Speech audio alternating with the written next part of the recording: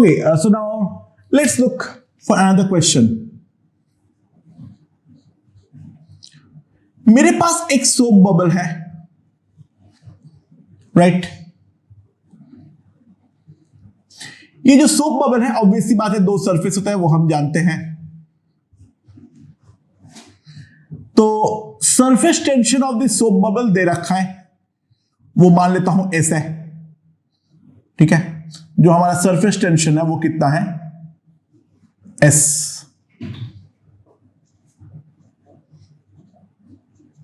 तो surface tension S होने के बाद इसके अंदर ऑब्वियसली कुछ ना कुछ एयर तो है, राइट? जो अंदर का एयर है, ये वाले एयर का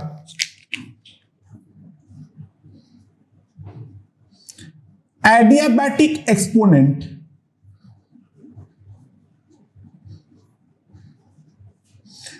वो ले लो गामा। एडियाबैटिक एक्सपोनेंट ले लिया जाए गामा। जो इसका रेडियस है वो रेडियस है स्मॉल आर। जो रेडियस है वो ले लेते हैं स्मॉल आर, ठीक है? Right. External pressure P not,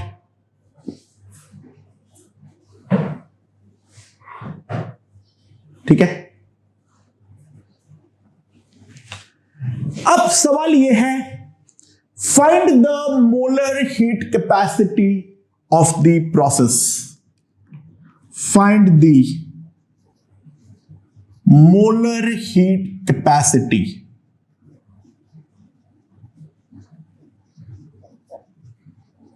of the process। अच्छा, नाउ ये जानते हैं ये हमारा है एक सोप बबल। तो ये अगर हमारा एक सोप बबल है तो ऑब्वियसली बात है, अगर एक्सटर्नल प्रेशर P नॉट है तो जो हमारा अंदर का प्रेशर होगा, inside pressure P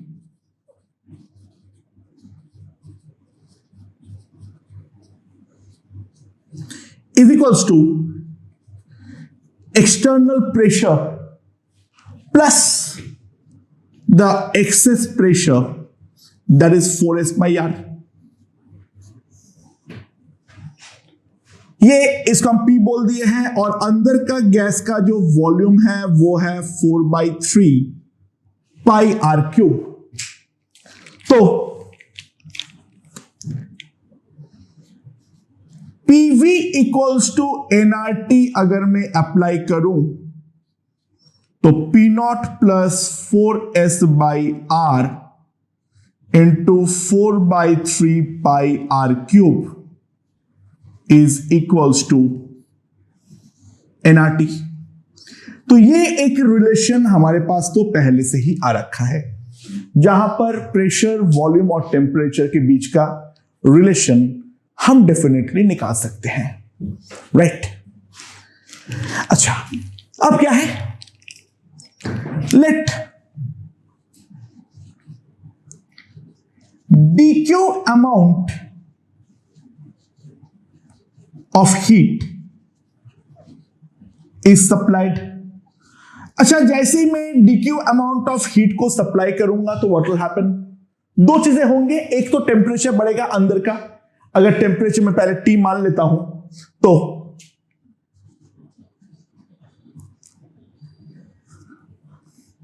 inside temperature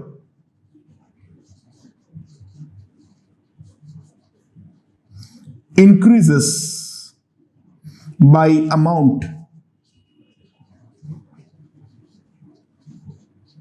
dt। अंदर का टेम्परेचर जो है वो हमारा dt अमाउंट से बढ़ जाएगा, राइट? और जो हमारा रेडियस है, रेडियस ऑल्सो इंक्रीजेस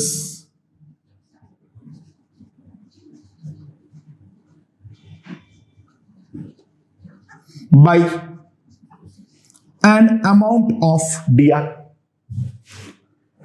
ओके, तो तो सबसे पहली बात हम ये समझते हैं, जो हमारा वर्क होगा इस प्रोसेस में dw वो कितना होगा। ध्यान देना, यहां पर दो टाइप के वर्क इन्वॉल्व है। एक वर्क जो इन्वॉल्व है वो है इसका एक्सपांशन वर्क, और दूसरा जो वर्क इन्वॉल्व है वो है हमारा सरफेस एनर्जी का work, right? Okay, now what is the surface area? ध्यान देना, यहां पर दो सरफेस होते हैं in the case of soap bubble.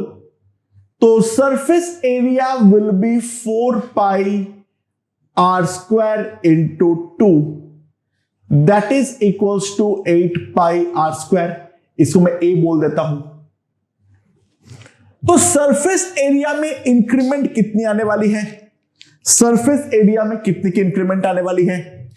तो dA will be simply equals to 16 pi r into dr। इतने अमाउंट से मेरा सरफेस एरिया में इंक्रीमेंट आने वाली है। तो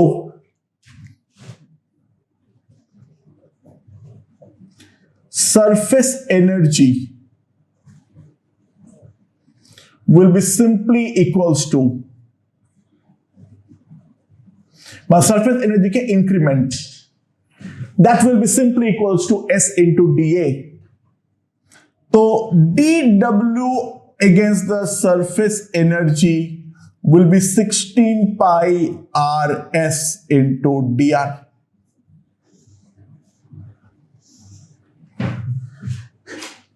और इसके अलावा dW एक्सपांशन कितना होगा?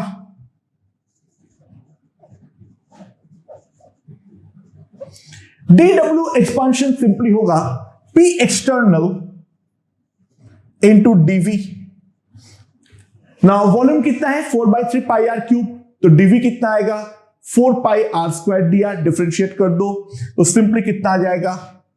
4 pi r square P not into dr। तो ये मेरे पास क्या आ जाएगा? Expansion work. तो हमने दोनों के दोनों वर्क जो है वो निकाल लिए हैं। तो ध्यान देना, अब यहां पर जो टोटल dW आने वाला है, जो टोटल dW आने वाला है वो है इन दोनों का एडिशन। तो दैट विल बी, अगर मैं 4 पाई r कॉमन ले लेता हूं, 4s plus P naught r into dr। ये मेरे पास आ जाएगा dW, राइट। पर मुझे निकालना क्या होता है? dW by n dt। अब कुल मिला के मुझे dt का टर्म को तो डेफिनेटली इंट्रोड्यूस करना ही पड़ेगा। तो मैंने पहले से एक इक्वेशन निकाल रखा था, ये वाला इक्वेशन अगर मैं पहले से निकाल रखा हूं तो क्यों ना एक काम करे, इसको मल्टीप्लाई कर देता हूं। 4/3 pi P naught r cube plus 16 पाई/3 S r square is equals to nRT। ये मेरे पास आ जाएगा। तो अब मैं इसको डिफरेंशिएट कर देता हूं। तो डिफरेंशिएट कर देने पे क्या आएगा? ये 3r स्क्वायर आएगा, 3 गॉन। 4 पाई P naught r square dr plus 32 पाई/3 SR dr। तो मेरा काम निकल गया। ये हमें साफ साफ मालूम पड़ना चाहिए, क्योंकि जो हमारा dr है वो इन टर्म्स ऑफ dt आ गया है। मैं यहां पर सिंपली सब्स्टिट्यूट करूंगा और उसी के बाद अब हमारा प्रॉब्लम सॉल्व होने के कगार पे पहुंच चुके हैं। अब जो बचा है वो सिंपल मैनिपुलेशंस है, लेकिन बाकी जो हमारा मैथड मेन कंसेप्चुअल पार्ट है, that part is over. So dr का वैल्यू मैं क्या लिख सकता हूं? ये हो जाएगा nr dt divided by 4 pi by 3 r into P naught R plus s sorry plus 8s into हमारे पास क्या आ जाएगा dr, ये हमारे पास आ जाएगा, राइट? अंडरस्टूड? तो यहां से मेरे पास जो मेन चीज आ गया है वो ये आया है dr in terms of dt। तो उसके सारे वैल्यूज मेरे पास आ चुका है। ये dr में यहां पर अब सब्स्टिट्यूट करने वाला हूं और जैसे ही मैं सब्स्टिट्यूट करूंगा पूरा प्रॉब्लम का सॉल्यूशन मेरे पास अब रेडी है इस पॉइंट पे। तो ध्यान दो, dw मेरे पास सिंपली कितना आने वाला है, dw will be equals to 4 pi r 4s plus p naught r into dr, that is equals to nr dt by 4 pi r by 3 into 3 p naught r plus 8s। मेरे पास ये आ जाएगा। So now if we cancel 4 pi r is gone, so this is 3 p naught r plus 12s by 3 p naught r plus 8s into nr dt। Okay, तो simply अगर मैं इसको निकाल दूं तो dw by n dt मेरे पास आ जाएगा कितना, r into 3p naught r plus 12s by 3p naught r plus 8s। Okay, and इसको अगर मैं डिवाइड कर दूं, this is equals to r plus 4sr by 3p naught small r plus 8s। So what is my molar heat capacity? Molar heat capacity C,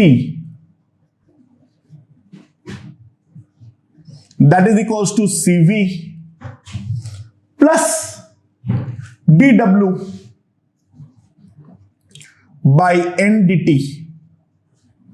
तो C मेरे पास आ जाएगा CV plus R plus 4SR by 3P naught R plus 8S। Now CV plus R is nothing but CP